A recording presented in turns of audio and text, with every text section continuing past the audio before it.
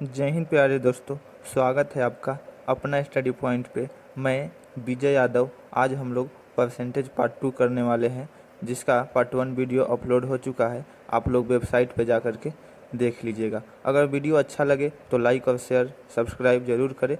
तो चलिए शुरू करते हैं आज का सेशन।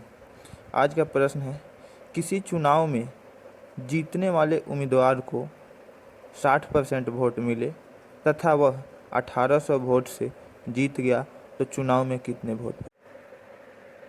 तो चलिए, जैसा कि हम लोगों को पता है कि जीतने वालों को 60% वोट मिले हैं। जीतने वालों को 60% और हारने वालों को 40% मिले होंगे। तो हम लोग देखेंगे कि वोटों का प्रतिशत का अंतर कितना है। तो वोटों का जो प्रतिशत का अंतर है 60 माइनस 40 अगर देखा जाए तो आपका हो जाएगा 20। ठीक है, 20। और अगर वोट देखा जाए तो 1800 वोट से जीता है उन्होंने, तो 20% है। और वोटों की संख्या देखा जाए तो 1800, दोनों एक दूसरे के इक्वल होंगे। और वोट हमेशा होता है 100%। तो इसको 100 करने के लिए इसमें 5 से मल्टीप्लाई, तो इधर भी हमको 5 से मल्टीप्लाई करना होगा। तो इधर 100% हो जाएगा और इधर हो जाएगा 18×5 90, यानी 90 पे 2 शून्य, यानी कि 9000 आंसर, यानी ऑप्शन नंबर ए सही है। ठीक है, तो चलिए चलते हैं नेक्स्ट प्रश्न की ओर। अगला प्रश्न हम लोगों का कुछ इस प्रकार है, किसी परीक्षा में उत्तीर्ण होने के लिए 40% अंक लाना अनिवार्य है।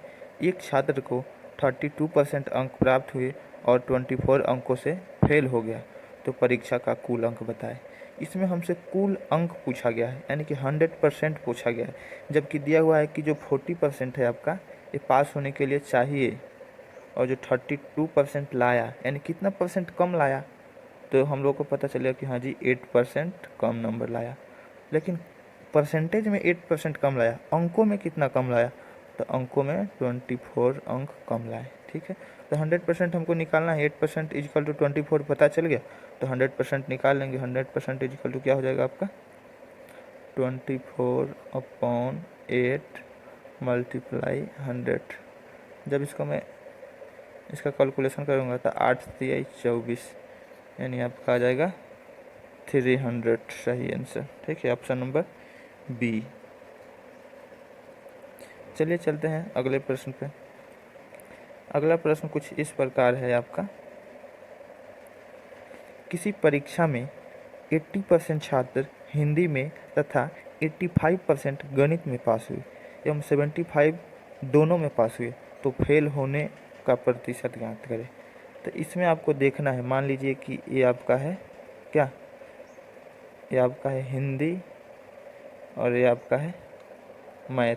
ठीक है, अगर 75 ए वाला आपका पार्ट है 75, ठीक है, यानी कि दोनों 75% दोनों में पास होते हैं। और मैं अगर जो इस बड़े वाले हिंदी वाले गोलों को देखूं, हिंदी वाले, तो हिंदी में टोटल कितने हैं 80%, तो आपका ए हो जाएगा 5%। और 75 दोनों में 80 हो गया, और आपका इसमें 75 है, जबकि गणित में टोटल 85% पास है, तो ए वाला आपका हो जाएगा 10%। ठीक है, तो अगर आपसे पूछा जाता कि केवल गणित में पास होने वालों की प्रतिशत बताएं, तो 10%, केवल हिंदी में पास होने वाला का प्रतिशत तो 5%, और दोनों में पास होने वाला का प्रतिशत जब आपसे पूछा जाए तो आपका हो जाएगा 75%। तो अब हम लोग देख रहे हैं कि टोटल कितने परसेंट पास हुए। तो केवल अगर गणित में बोला जाए तो 10%, केवल हिंदी में तो 5%, और दोनों में तो 75%। अब अगर मैं इस सबको काउंट करता हूँ तो कितना हो जाएगा 80 और 10 90%। टोटल बंदे पास हुए 90%, तो फेल हुए कितना, सिंपल है, 100 माइनस 90, यानी कि 10% फेल हुए। चलिए चलते हैं अगले प्रश्न पे। अगला प्रश्न आपका है, एक गांव की जनसंख्या 8000 है। यदि प्रति वर्ष 10% बढ़ती हो तो 2 वर्ष बाद या 2 वर्ष बाद जनसंख्या क्या होगी। तो इसमें थोड़ा सा आपको ध्यान रखना है कि मैं मानता हूँ, ठीक है, कि पहले और बाद, ठीक है, अगर पहले आपका 100 होगा, कितना 100, तो बाद में आपका हो जाएगा 120। ठीक है, ये भले 110। अब हम लोग देखेंगे कि आपसे क्वेश्चन में क्या पूछा है, 2 वर्ष बाद। तो बस सिंपल कुछ नहीं करना है, जो आपका 8000 है इसको मल्टीप्लाई में करना है। बाद पूछा है ना, तो बाद वाले को ऊपर रखेंगे 110 अपॉन पहले वाले को नीचे। इस जितने वर्ष कहा उतने बार लगा देते, तो 2 वर्ष कहा है तो 1110 अपॉन 100। अब मैं इसका कैलकुलेशन करूँगा, 2 जीरो से 2 जीरो, 1 से 1, 1 शून्य से 1 शून्य। अगर मैं इसको मल्टीप्लाई करता हूँ तो आपका आएगा 9680, यानी ऑप्शन नंबर सी करेक्ट है। चलिए चलते हैं अगले प्रश्न पे। अगला प्रश्न कुछ इस प्रकार है, एक मशीन का मूल्य 12,800 है और प्रति वर्ष 20% अवमूल्यन यानी कि कमी हो तो 2 वर्ष पहले मूल्य क्या था। सेम वैसा ही है, बस आपको देखना है कि अगर पहले 100 हो तो इसमें कमी कर रहा है, तो बाद में क्या होगा आपका 80, 20 माइनस हो जाएगा, 80 बचेगा।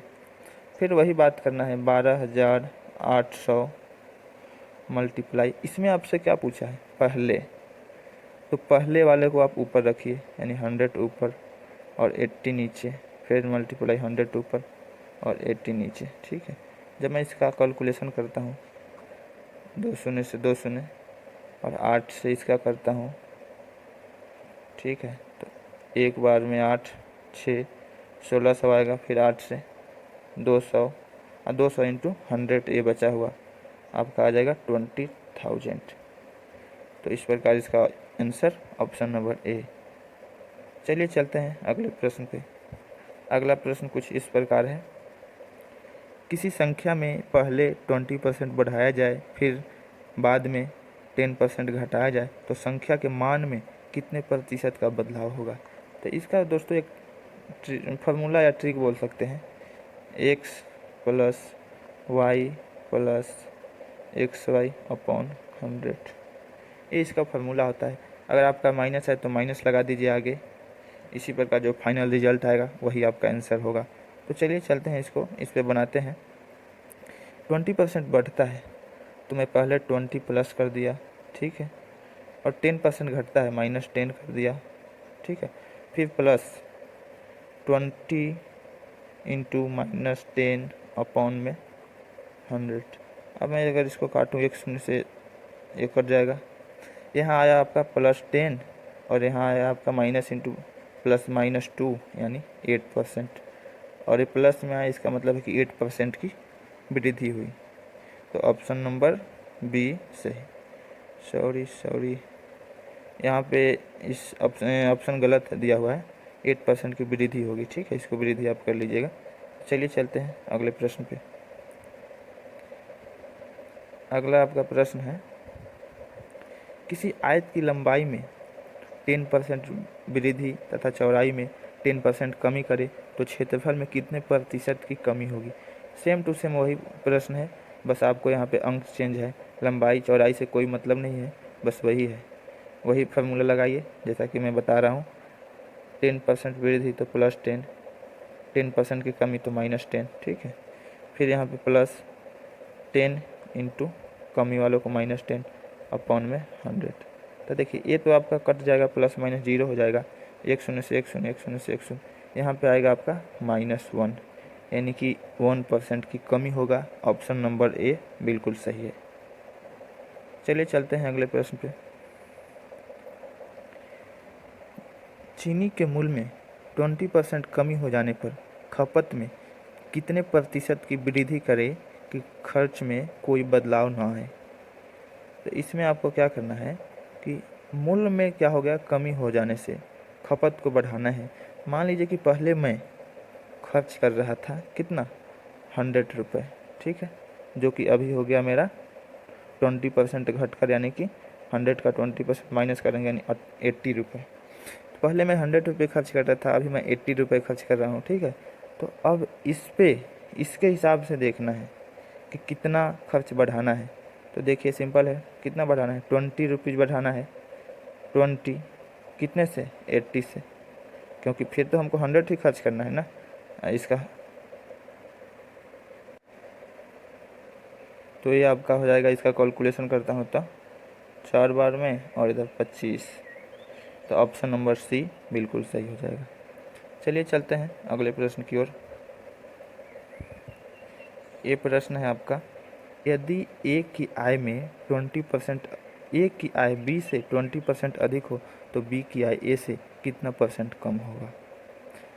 अब मैं मानता हूँ ए बी, ठीक है, बी से 20% अधिक है। अगर इसका बी का 100 होगा तो ए का 20% ज़्यादा यानी कि 120 होगा, ठीक है।